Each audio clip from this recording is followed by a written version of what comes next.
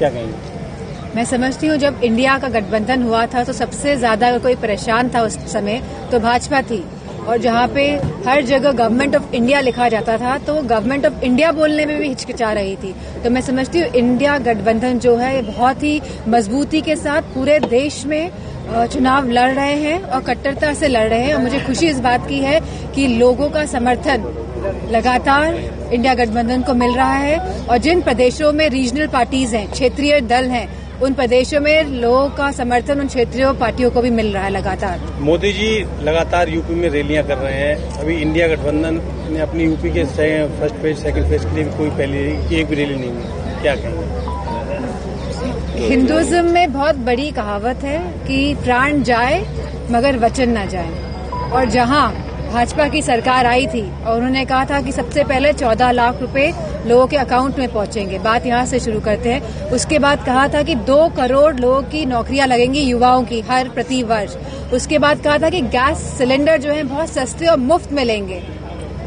उसके बाद कहा था कि पेट्रोल डीजल के दाम कम कर दिए जाएंगे। तो इस तरह की बहुत सारी बातें कही गई, जहां कहा गया था कि जो बिजली की व्यवस्था में सुधार लाया जाएगा, जहां कहा गया था कि आवारा पशुओं की जो परेशानियां हैं जिससे हमारा किसान त्रस्त है आज, उसमें भी सुधार किया जाएगा, उन परेशानियों को हटाया जाएगा। कहीं न कहीं यह सरकार जो जो बातें कहती आई है उन सभी में विफल रही है, और मुझे पूरा भरोसा है कि लोगों का साथ, समर्थन और प्यार समाजवादी पार्टी के साथ है। मोदी जी फॉरेन कंट्री से कई वॉलंटियर बुला रहे हैं इलेक्शन में, लोकसभा चुनाव वोटिंग के लिए।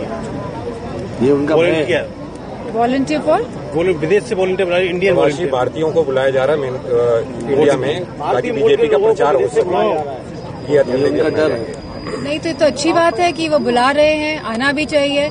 तो मैं, क्योंकि आपने बात उठाई है, तो मैं मैनपुरी क्षेत्र के सभी लोगों को कहूंगी जो भी बाहर है वो वापस आए और बढ़ चढ़ के इस चुनाव में हिस्सा ले और वोट करें। मैडम, पहली बार थोड़ी हो रहा है कि वॉलंटियर इस बार बुलाए, उससे पहले बुलाए सकते, इस बार ही क्यों बुलाया जा रहा है? खलबली मची हुई है शासन को कि कहीं न कहीं लोगों के जनाधार में उनको घटता हुआ दिखाई दे रहा है, क्योंकि लोग खुश नहीं हैं, क्योंकि लोग समझ रहे हैं कि इनकी करनी और कथनी में बहुत फर्क है, और इनकी जो नीतियां हैं वो लोगों को कहीं न कहीं पिछाड़ रही हैं। मैडम, में विरासत के तौर पे लोकसभा सीट जो है वो आपकी जिम्मेदारी है, और आप यहाँ पे प्रत्याशी भी समाजवादी पार्टी की साइड से। भाजपा यहाँ के कैबिनेट मंत्री जयवीर सिंह को मैदान में उतारने वाली है। मेरा सवाल ये है कि जिस तरह से आप लगातार आरोप लगाते रहे, पार्टी आरोप लगाती रही, इंस्टीट्यूशन का दुरुपयोग होता रहा है, इस बार भी अगर कैबिनेट मंत्री जो अभी सरकार में है, कैबिनेट मंत्री वो प्रत्याशी हो रहे हैं, तो ऐसे में इंस्टीट्यूशन का दुरुपयोग होगा, आप किस तरह से लड़ेंगे चुनाव?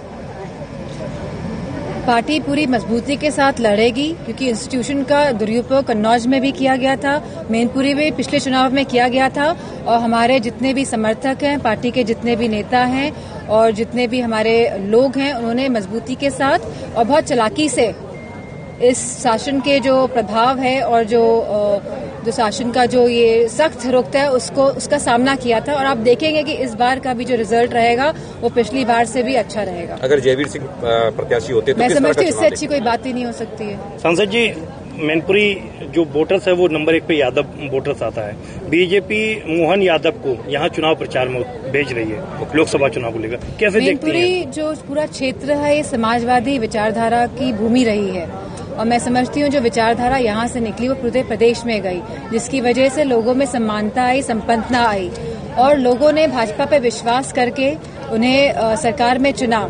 लेकिन जिन बातों के साथ चुना गया भाजपा को, उन सभी बातों में वो नाकामयाब कहीं न कहीं साबित हुई है, और लोग त्रस्त हैं, परेशान हैं, और मैं समझती हूँ कि पूरा साथ समर्थन समाजवादियों को यहाँ की जनता का मिलेगा।